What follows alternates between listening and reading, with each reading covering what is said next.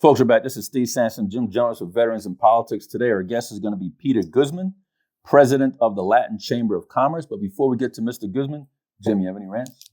No rants. I just want to say today is Mother's Day weekend. Tomorrow's officially Mother's Day.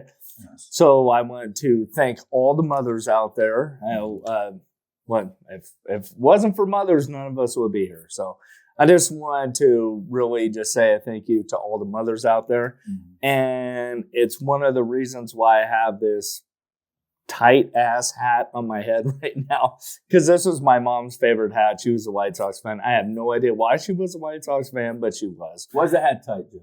Yeah. Is your brain swollen? Yeah. Well, maybe, or her head was a lot smaller than mine. But no, I always 3 times a year I wear this hat, and one's for Mother's Day for my mom, and then the second is for her birthday, and then the third is obviously the day she passed. So anyway, I just wanted to make it short and sweet. Appreciate all the moms out there, and thank you for all you do. I don't think a lot of people truly understand the amount of sacrifices that mothers go through, and we just greatly appreciate them at Veterans in Politics, and just thank you. And while we're on that topic, I want to thank the 3 mothers of my 4 kids. I got Maria Rose, Maria Sanson Hernandez, and Heidi Hanusa. Those are 3 mothers. Yeah. And so, yeah, that's literally all I wanted to say. I didn't want any rants. I made them mothers. I made all you guys mothers. Just don't forget who made you the mother. It was me. Okay. But it sounds like a guy, right? We're always going to take the credit. But anyway. But I wanted to shout out to our 2 sponsors, Ron Quince and Stephanie Phillips. And before we get into that, I just wanted to say that DC was crazy. When I first went to DC, I was in my, I believe I was in my 30s, and everybody was old. Yeah. Now in my 50s, and I go to DC, everybody is young. Yeah. Do you know how many 18, 19, 20-year-olds work over there and interns? That place is slew with kids in their 20s and their late teens interning for this congressman, that senator, working with this lobbyist. My God, DC was a hustle and bustle for the full week I was there.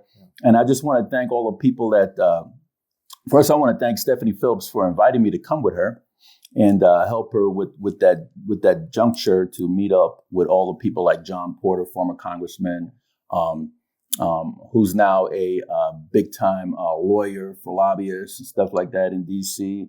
And then we have Congresswoman Amata Amoya Radawagan from American Samoa, and her husband, who's a lobbyist, Fred Radawagan. Very decent people. They helped smooth the transition out while we were there.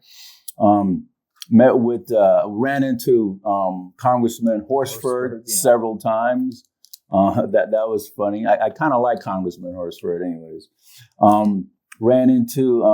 Met up with Congressman Mark Amadei. Yeah. Gracious guy, and he's coming on the program too, by the way. Yeah. Met up with the Republican National Committee people there. Met up with the Republican Senatorial Committee.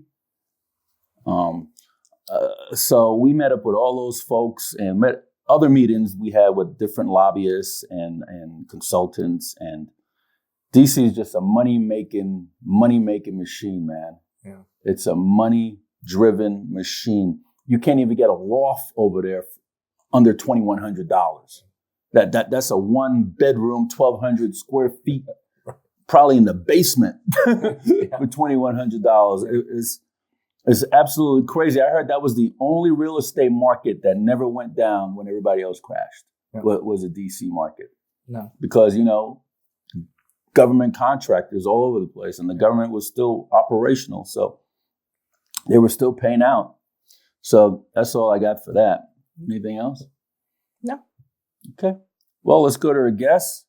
Mr. Peter Guzman, president of the Latin Chamber of Commerce. Mr. Guzman, how you doing today, sir? Good, man. Thank you for having me. I really appreciate it. And Thank you for coming. Appreciate you having forums like this to be able to give voice to the voiceless and those who want to be heard.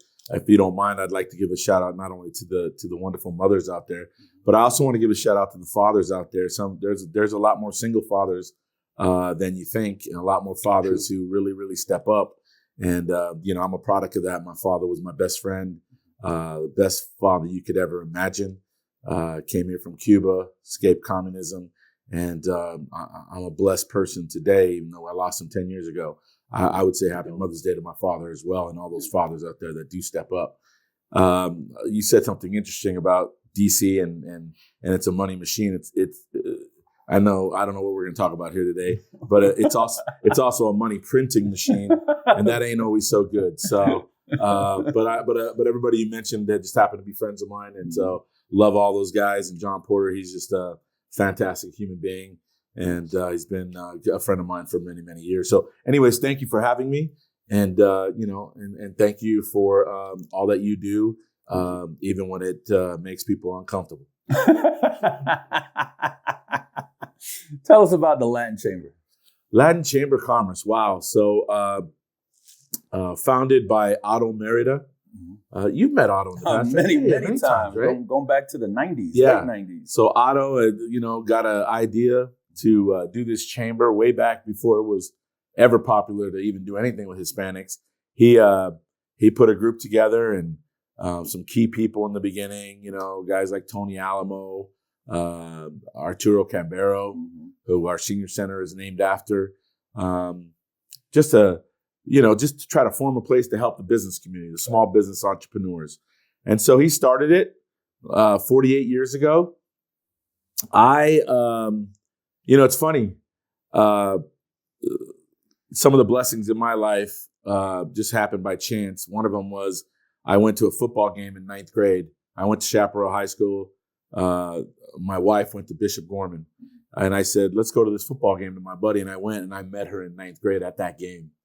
And there you go. And I know it sounds corny, and this is a man show. I'm going to get as corny as I can. Love that woman to death. Met her at that football game, 9th grade. She's my wife and mother of my 3 kids of 33 years, and I love her to death. Wow. But I bring that up to say that the ironic thing is her first summer job at 15 and a half was working at the Latin Chamber of Commerce for Otto. So we had started dating. Yeah, it was crazy. We started dating. And, I went and picked her up there one day, and met this guy named Otto Merida. So I was literally 16 years old when I met that guy, and at the Latin Chamber of Commerce. So you see how things go full circle. It's just crazy. How old are you? Because I've known Otto in the late 90s, around 98. Yeah, it's not polite to ask people's age. Just know I'm up there. Just know I'm up there. You said it's not polite to ask people's age. Just know I'm a little up there, but it's all good. Okay. But just crazy, right? And so fast forward, as I had another transformational moment in my life, which is, we got married. My wife was doing the college thing. We got married young. Told my dad, what are we going to do? I'm in love with her. We're going to get married. Right. He says, don't go get an apartment. He says, come on in and move into the house. Right. Move into the house. So that's what I did. We started our marriage, 8 months of our marriage in my dad's house. And he said, son, there's no way to start a marriage. So save all the money you can and get the hell out. Get the hell out. So 9 months later, me and my wife, I was parking cars. Valet parking, making decent money, putting it away. They were making $100,000 back in the day. Yeah, I deny that because the IRS may be listening. But no, you made good money, right? You made good money. I was on the graveyard shift. I was the low man on the totem pole. But so here's another transformational moment, right? I went out one day. I remember going out to the Circle where my dad lived, where I grew up. Right. Not actually where I grew up, but I moved there when I was 15 years old. But anyway, I'm out in the Circle, and the guy in the middle there who I knew, he had a couple beers on him, I could tell. And I said, what's going on? He says, well, think my wife's going to divorce me. I think we're going to lose the house. So I was like, wow, you're going to lose the house. Yeah. So I literally went to the library. I rented out a book on how to do a real estate deal. Wow. And I did that deal. I bought that house. And I was a little, I'm not going to lie, I was a little. Don't you need a license? Well, no, you don't need a license. You could buy a house. You could represent yourself. Okay. So I negotiated that deal. Mm-hmm. Did have a little bit of help from a Hispanic lawyer friend of mine, mm-hmm. but that book helped me do that deal. And why that's instrumental is, I left a whole lot out of the story, but, I grew up on 28th Street, Bonanza, fairly poor, blah, blah, blah. Mm-hmm. Didn't know if I wanted to be a college, I took some courses in college and I didn't feel like that was for me. My wife was definitely in college. Mm-hmm. But when I did that real estate deal, I figured it out. I came back. I remember telling my wife, I go, honey, not only are we buying this house, I think I figured out what I want to do. I want to do this. Mm-hmm. So I checked myself into a 2-year real estate program with Coldwell Banker. Mm-hmm. And the rest is history. I have over $750 million of sales under my belt. I was a top producer, top this, top that, whatever they called those guys. Mm-hmm. I just was hungry. Mm-hmm. It needed to work for me. You got to be hungry. We had nothing to fall back on. Seriously. My wife went to Gorman, but had nothing to do with her being rich. I found the one girl whose dad, who also came from Cuba, mm-hmm. They told him, when you have a daughter, you got to send them to Catholic school. So he did it. He worked 2 dealer jobs. So when I started my real estate career, I said, I'm going back to the Latin Chamber. I could use all the help I could get, right? Mm-hmm. So I got involved in the chamber as a volunteer, a new auto. And so I became a volunteer board member, volunteer everything for 21 years. In 2008, right before the real estate crash, Otto came to me and said, I think you'd be the right guy to take over the chamber. I'm getting tired. I'm getting, I don't have the energy anymore. And I was like, listen, Otto, this real estate thing is crashing. My world's crashing a little bit. And I got to only focus on that because I got a family. At this point, I had kids, Right. So I didn't take it then. I focused on, getting through that real estate crash, which, got out of it a little damaged, but not dead, mm-hmm. and continue forward. And then so fast forward to about 6 years ago. By this point, Otto had been president for 41 years almost. Literally president for 41 years. He said, man, let's revisit this. And the board came to me. And listen, I don't know about your guys' faith, but I have a lot of faith. God absolutely drives my life. And so it turns out 2008 wasn't the right time. This time it was because for a lot of reasons. One of the things I was able to do, first thing I did was I said, let me see your financials. Mm-hmm. So I looked at the chamber financials. I can say this now. We were in bad shape. We were like within probably 90 days of bankruptcy, honestly. It just became a social club. No knock on Otto. I love that man like a father. And that's part of the reason why I took it, because his legacy deserved more. It deserved more than anybody taking that position just to check a box and help them get into another position, right? It needed somebody who loved that chamber, loved that man, and loved that community. And that just happens to be what I'm all about. So I took it over after I saw the financials. It did give me the opportunity to say, listen, to the board, I'm going to draw up a work contract.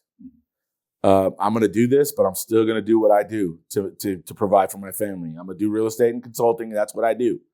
They were fine with that. They had no choice because they literally couldn't afford me. So I was willing to take it for nothing to try to help turn it around. And so that's what I did. And,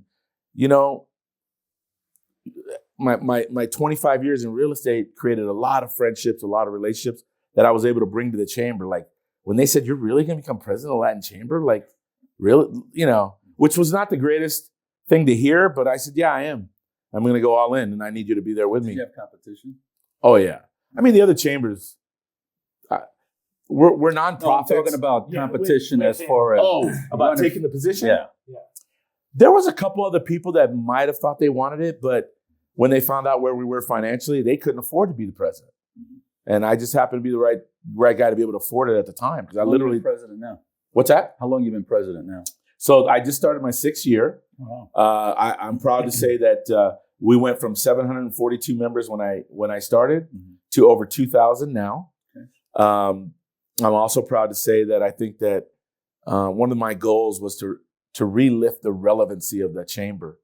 Like, the Hispanic community is a force, man, and we're not going anywhere. And so people need to see that, and they need to get to know the Hispanic community a little better, because the lies that are told about how they vote and what kind of people they are is all BS. All right. And I'm deeply involved in it. And I knew what I grew up in, right? My dad came here from Cuba. So there was no disrespecting the American flag in my home. My father I saw my father kick my aunt out when she disrespected the flag, right? That's who my dad was, and that's who I am. And I love this country, and I know that Hispanics, the majority, are hardworking, dreamers, entrepreneurs. They come from chaotic countries. You know, people ask me all the time, why do you think Hispanics come here and do so well in business? Well, because They're hungry. They're hungry. Exactly. Yeah.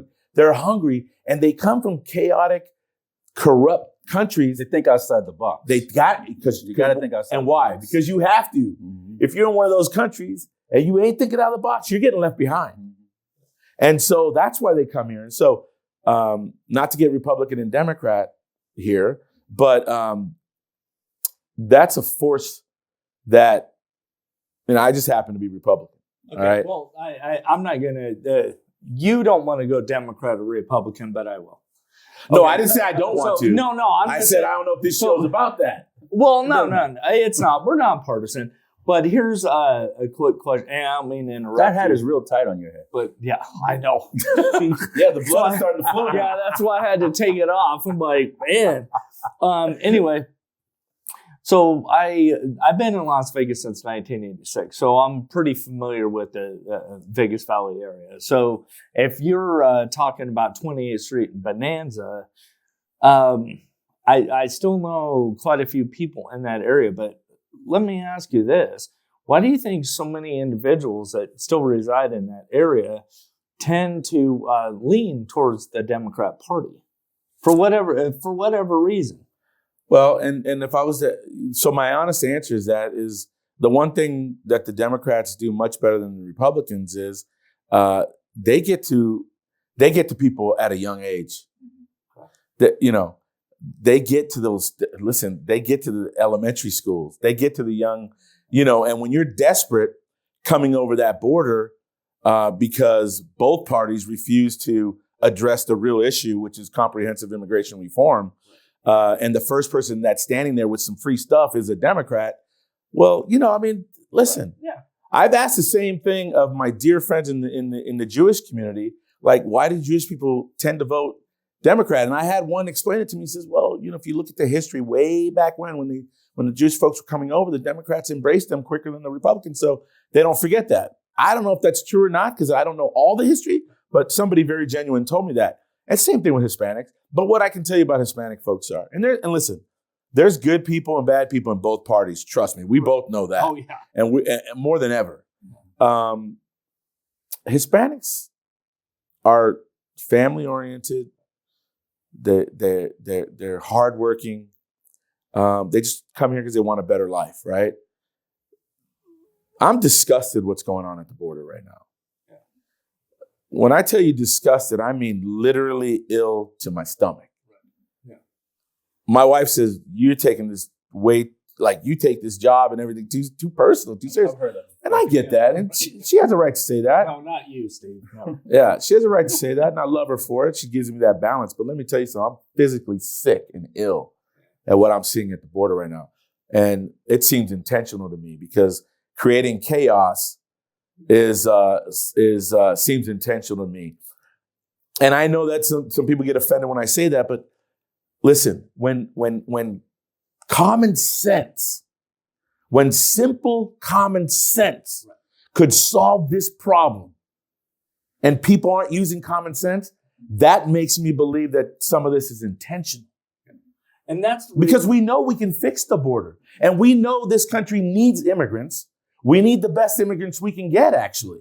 The ones that really want to be here. So why wouldn't we have a process? I preach the same thing when it comes to Republicans putting all these carpetbaggers, perennial candidates, recycled candidates, pushing them through the primary.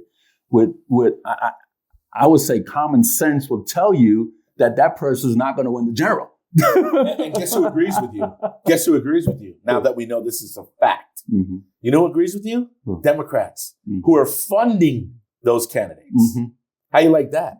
They're funding the those Republican candidate that can't win to come out of the primary they can lose the general. They're playing chess and we're not yet. And that's a very smart move. And that's move. bothersome, man. That's very strategic. Well, I think it is strategic. I think it's anti-democracy. I don't think that the founders of this country ever imagined that could happen. Mm-hmm. And so I'm not really sure that's a good thing for democracy. Mm-hmm. You should stand for the candidate you care about and try to win it, right? But who's going to better the country and better the But state? now they're funding them. They're funding them. We know this for a fact. They did it all over the country. Mm-hmm. And listen, you saw the last elections, right? I did. It's supposed to be this big wave. It wasn't even a flutter. And I could go one more. I was also told, although I have no evidence to support it, but I was also told that you have some big Democratic companies that give money to the Republicans so they could push that Republican out of the primary so that Republican could lose the general election. Yeah, since you said that you don't have proof to say that, I'm gonna continue instead of going insane. Mm-hmm. I'm gonna think that you're wrong on that. Mm-hmm. Okay, until you show me real proof, because I don't want to believe that, because we're screwed then. Like each political party should do what they got to do mm-hmm. for their candidate and try to win and lose. Yes, right. I know no Democrat was probably funding Ronald Reagan's campaign, mm-hmm. and I thought he was, he's an amazing man, amazing president. Yes. He's my favorite. The reason why I asked you that about why the majority of, it seems to me anyway, my perception is the majority of Latins tend to vote Democrat is simply because I want people to, I'm not pushing for one race or another race to vote one party or the other. I just wish that we would get around President Biden said it when he was running in 2020. He said, if you don't vote for, or 2022, excuse me, if you don't vote for me, you're not black.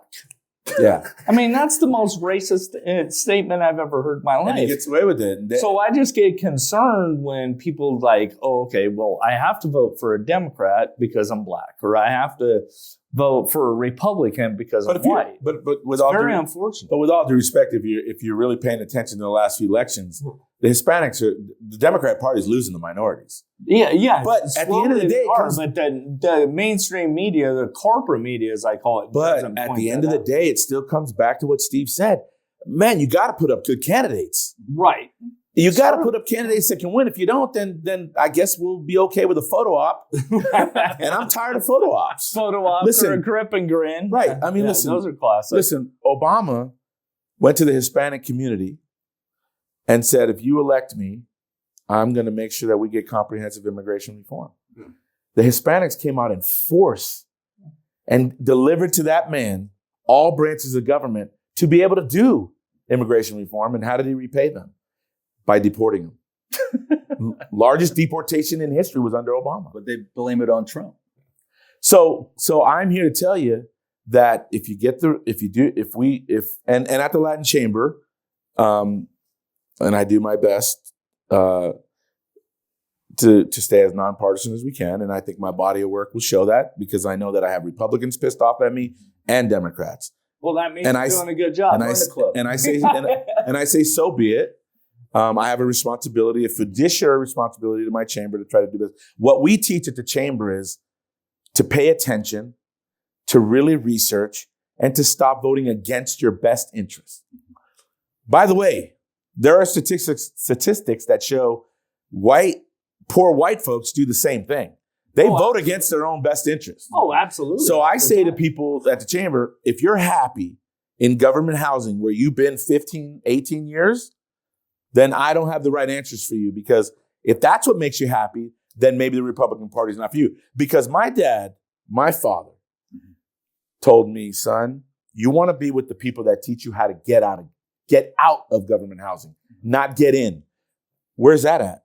You know what? You said it perfectly, just real quick, and then I'll let you go, Steve. I know I'm interrupting too much, but no, you said it perfectly though. With poor white people do the same thing, because here's something that I've pointed out before that just absolutely flabbergasts me. I have no idea why they do it.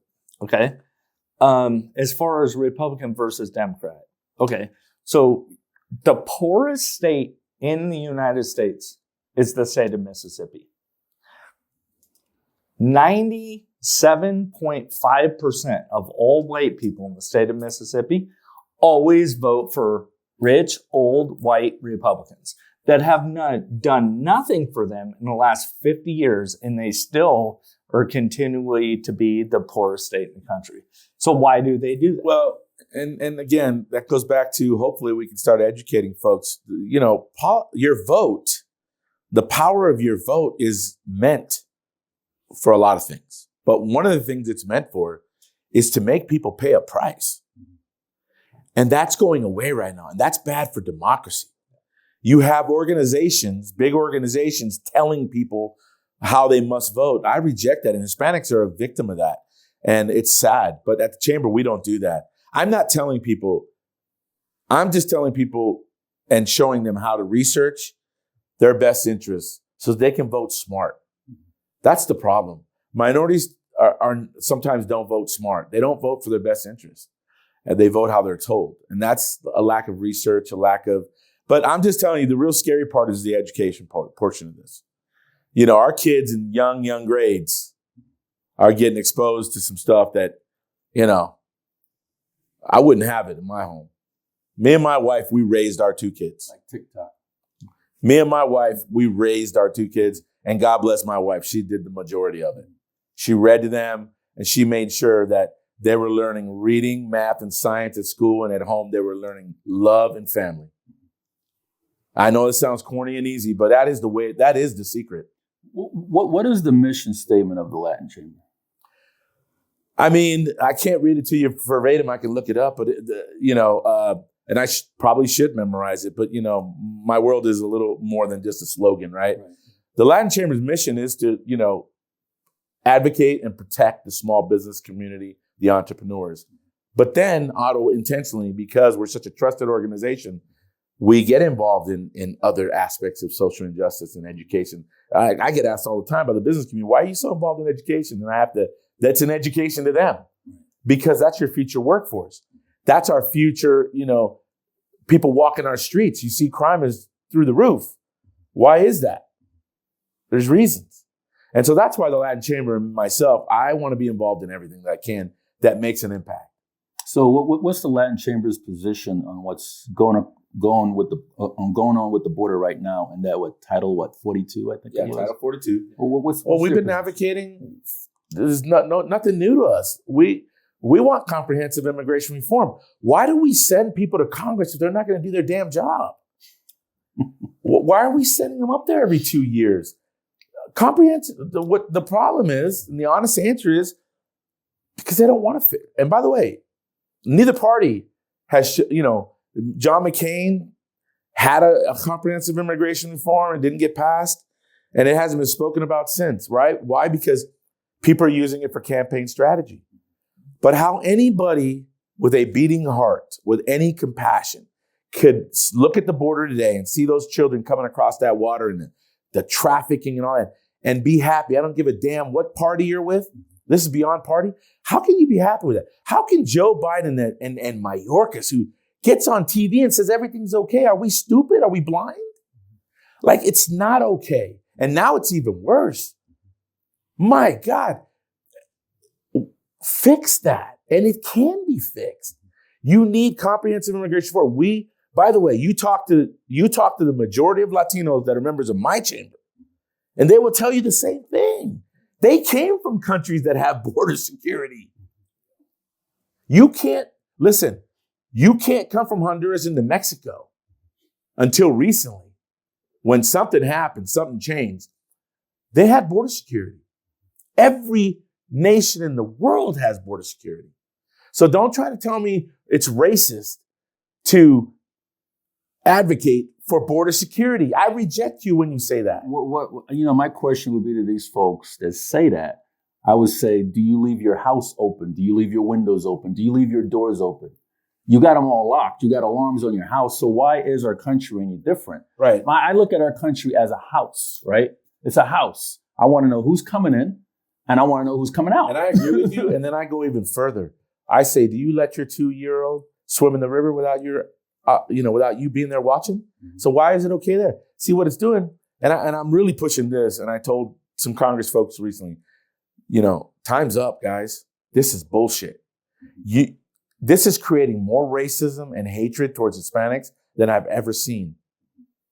You've allowed that, and I told Democrats this, you've allowed hatred and racism against people that you profess to care about the most to go through the roof.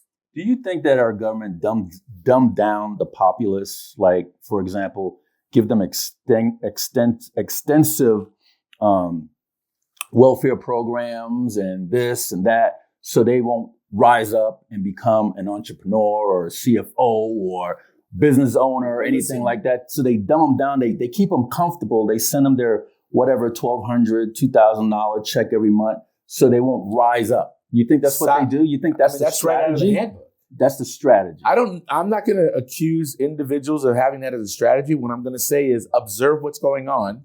And the argument's kind of hard to argue, right? And that's right out of the playbook. Saul Alinsky, that's in his playbook. You get a certain amount of people, the majority, addicted to handouts and freebies, and you control society. Yeah, Cuba did it. Venezuela, which is an oil-rich country. Yeah. People forget that was 20 years ago. That ain't that long. Get 51%. Now Mexico is handing out a check. I don't remember if it's $900 or $1,100 a month now, because the current president is trying to change the constitution over there so he can stay on. He's trying to be a dictator. That's how they start. And so, again, sound like a broken record. I'm going to go back to my best friend, my father. My father was so intense. He would say, "Hijo, when you hear the word free, you run as quick as you can. There's nothing for free, son." And I get goosebumps because I hope to God he knew I was listening, because probably at 14 and 16 and even 18, it didn't look like I was listening, but I was listening.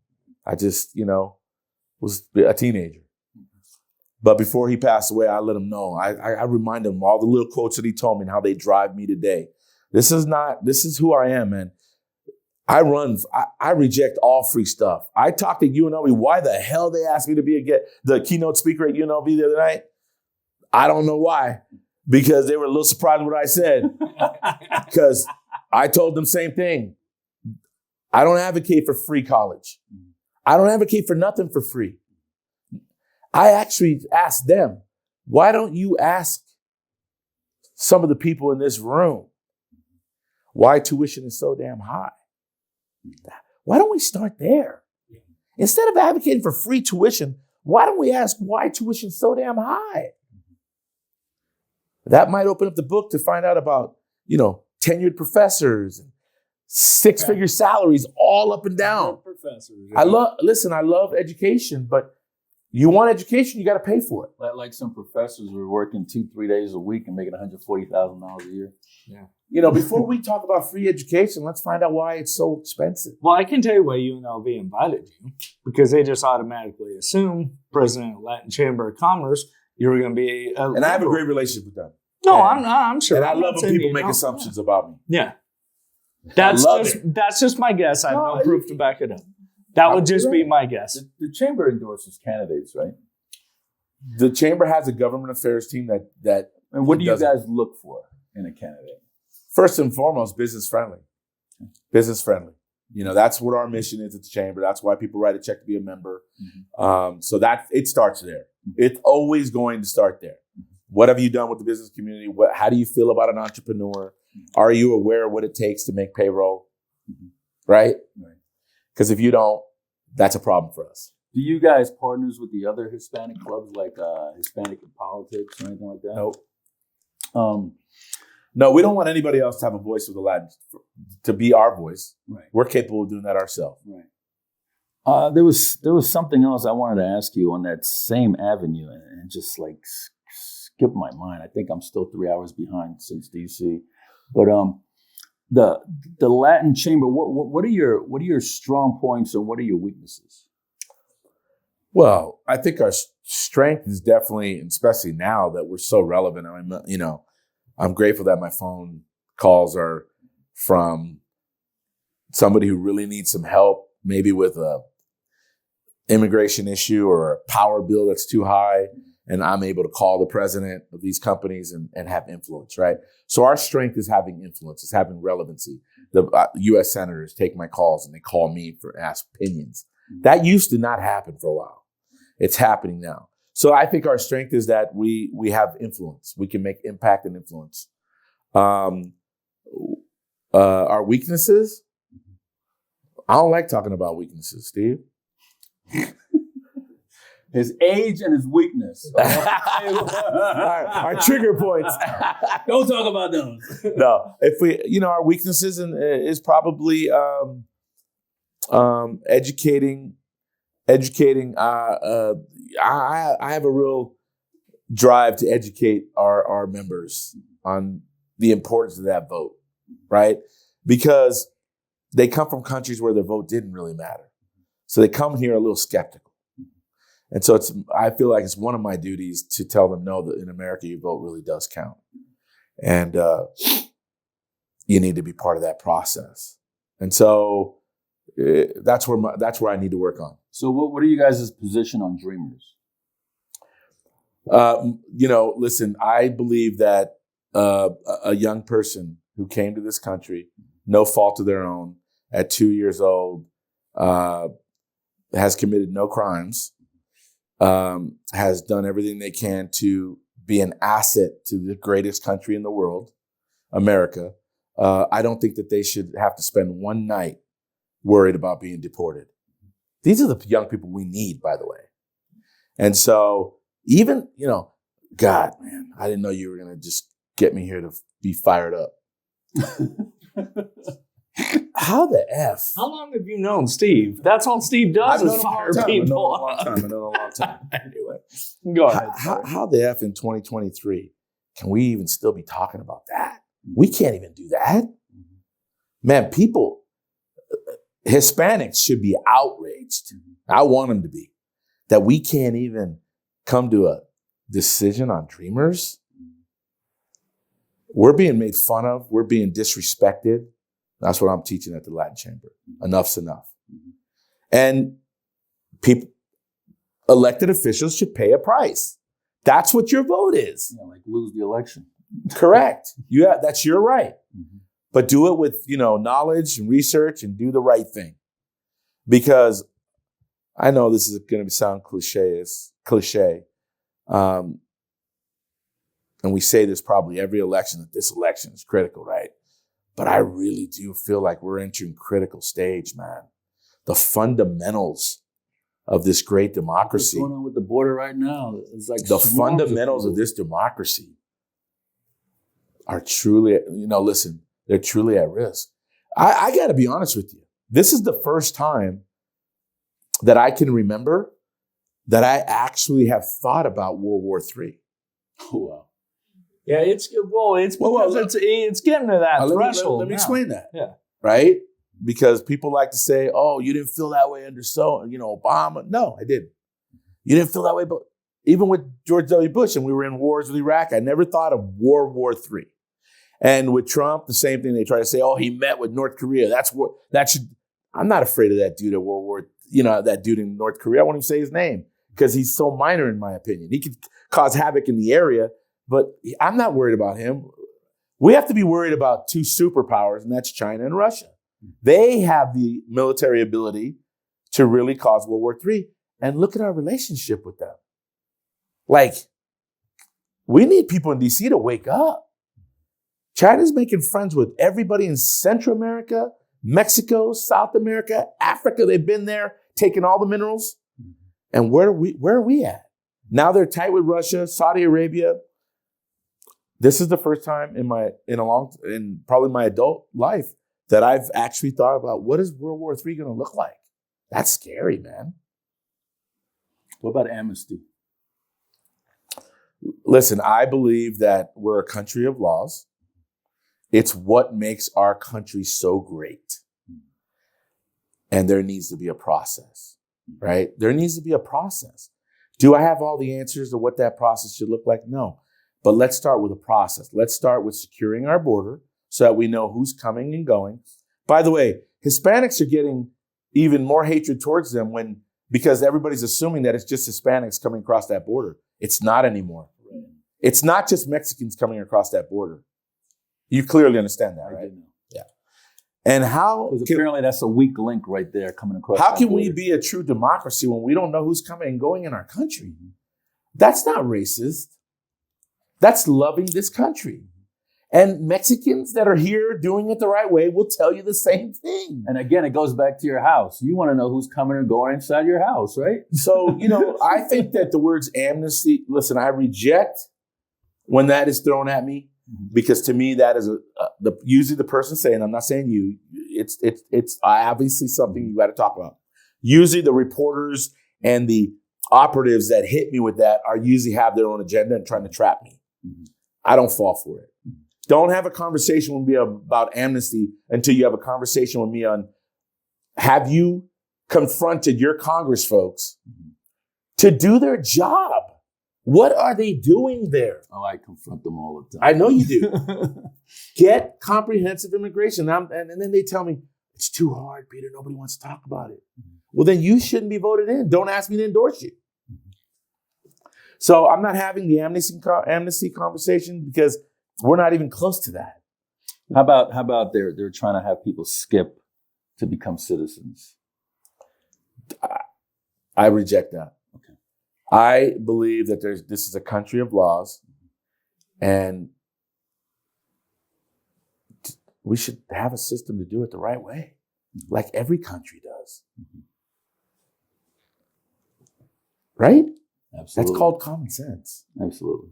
I mean, and so again, folks that are watching, use your vote to make people pay that aren't addressing the main issues.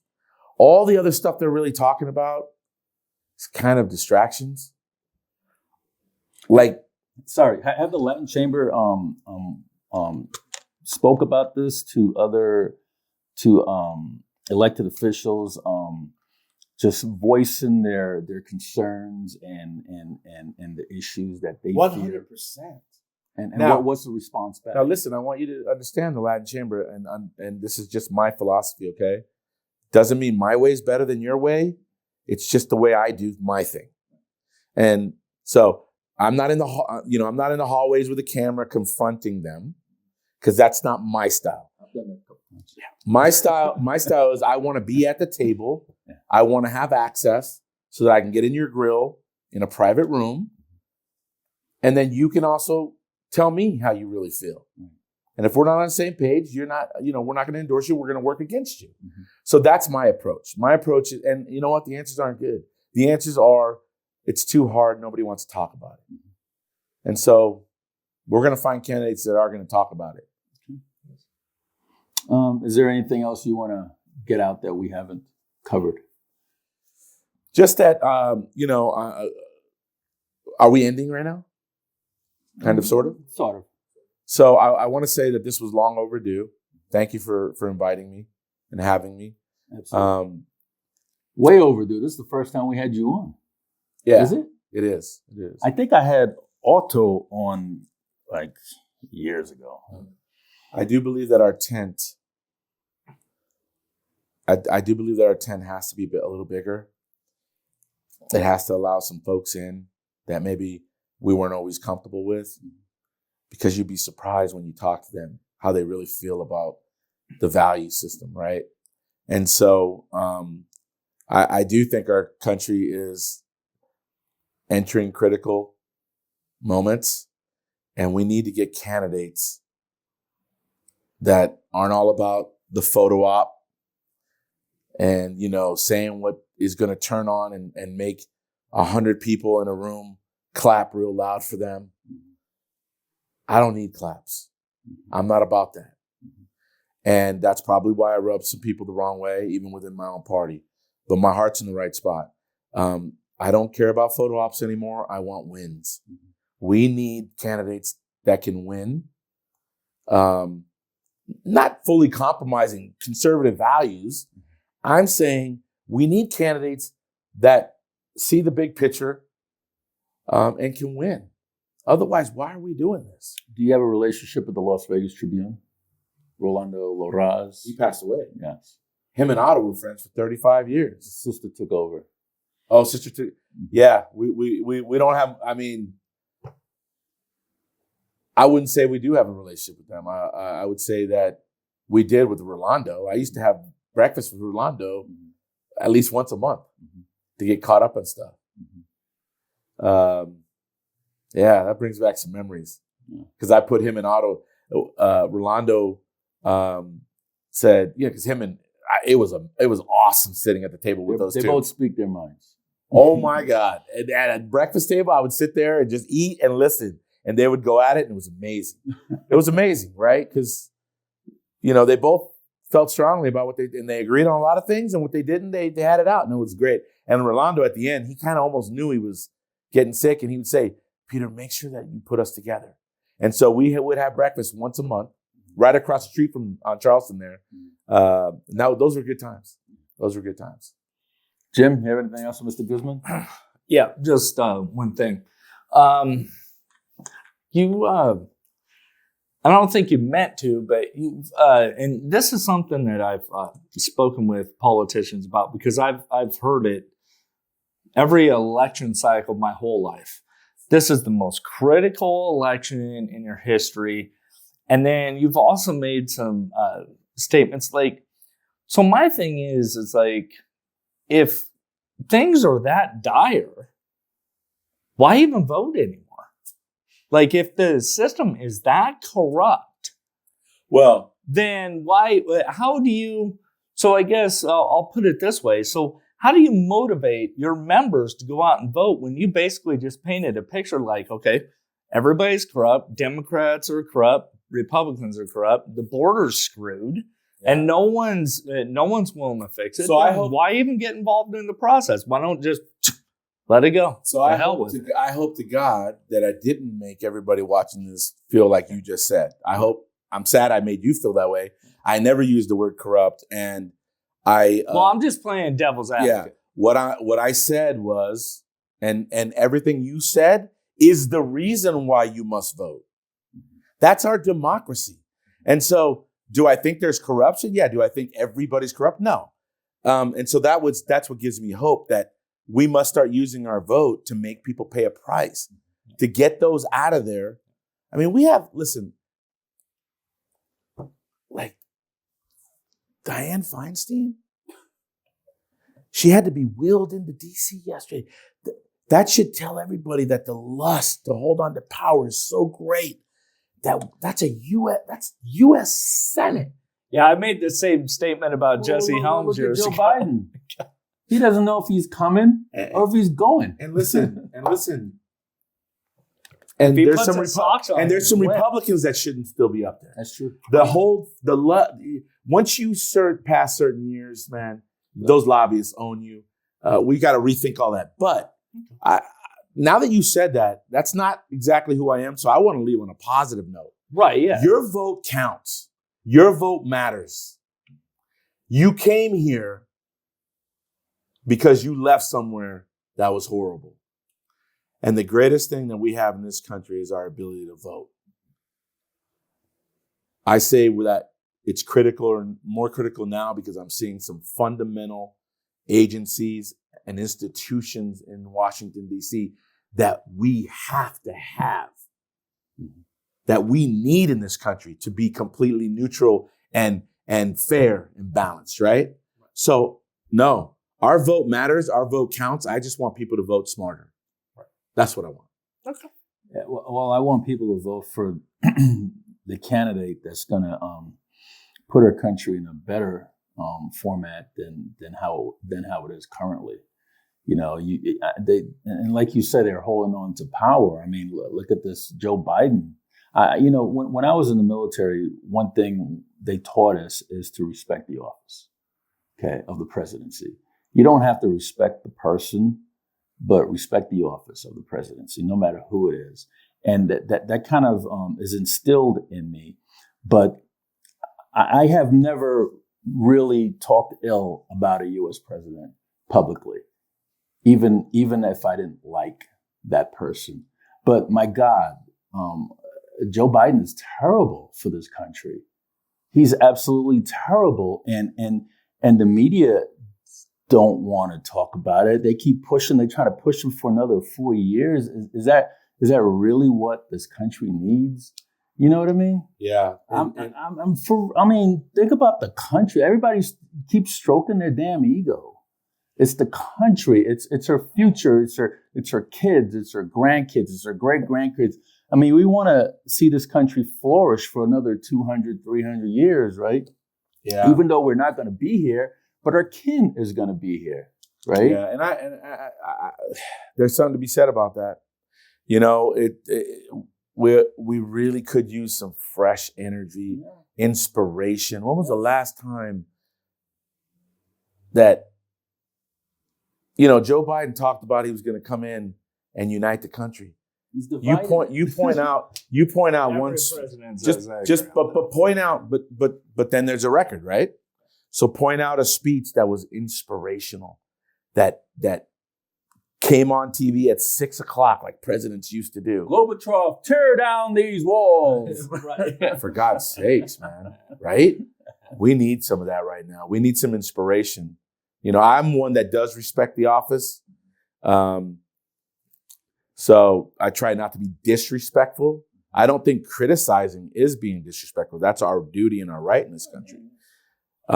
We need some energy. We need some inspiration. We need less chaos and more inspiration right now, because we're losing the fiber of our country. And, you know, we also need somebody who can connect to, and it may be difficult because the young people coming out of these colleges, man, you know, it's tough when you're coming out of college hating capitalism. Like, that's a problem. Like, that's what's created, that's what has taken more people out of poverty than any system in the world is capitalism. Now, is capitalism 100% the best? Or is it flawless? No, it's got some issues, and that's why we're here. That's why this country's so great, because we can adjust it, right? We need a middle class doing well. We can't have that wealth gap. So there's a lot of areas. So let's continue dialogue. Have me back. We'll have open conversations, man. I'll talk about anything. Jimmy, have anything else, Mr. Guzman? No, I'm good. Thank you for coming on. I appreciate you guys having me. Yeah, Mr. Guzman, thank you for coming on the program. Really appreciate it. You can look in the camera. Mark's going to zoom in on you, and you have the final word. You could, you know, talk about the border issue. You could talk about whatever, and your point of contact. Ready? So my final word is, thank you for having me here and having a vibrant, lively discussion with no handcuffs. I love that. Listen, my thing right now is I want people to vote, to exercise their vote, but not just exercise, go down there and do an exercise. I want you to research. I want you to ask yourself, how is your life right now? And how do you see America? And, you know, use your vote accordingly. Those who aren't helping you, helping our country, they got to be voted out. That's the one thing we have. We have our vote. People fight and have died for us. As dramatic as that sounds, it's the truth, right? Mm-hmm. People have died for that right. And for us to just think it's just something we do every so often and it's a minor thing. No, it's the greatest part of our democracy is our ability to vote. I just want folks to use it wisely, research, educate yourself. That means sometimes flicking the channels and doing your own damn research.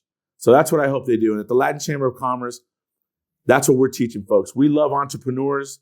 We love the people that dream about having their own business and being off of government. And so if that's you, come see me at the Latin Chamber of Commerce, 702-385-7367. I'll meet with you and we can talk it out. Well, thank you, Mr. Guzman, for coming on the program again. Thanks, Jim. Folks, that's Peter Guzman, president of the Latin Chamber of Commerce. And, join the Latin Chamber. They're always looking for new members, new fresh faces and fresh ideas. And they're a good group to hang out with. I've gone to several of their lunches. I remember back in the day when Otto was president, I used to go to lunches every month. Now I'm just a little tied up and You came to a good one though. You came with Sheriff Kevin McMail. He knocked it out of the park that day. He did. People literally were crying. Yeah, he did. I should have ended with that. Inject humanity. Yes, because I told Kevin I would be using his line as much as I can. Inject humanity. Yes, he did do a good job on that speaking engagement. But it's a good group and take advantage of it. And you don't have to be Latin to be a member of the Latin Chamber. We'll keep going. 32% of my growth over the last 2 years has been non-Hispanic. That's intentional. I wanted that because Hispanics should be doing business with people that aren't Hispanic, and non-Hispanics should be doing business with Hispanics. It's called business. Yeah. And they really love their veterans over there too. So damn right. Take a look at that group. This is Steve Sampson, Jim Jones of Veterans in Politics. Until next time.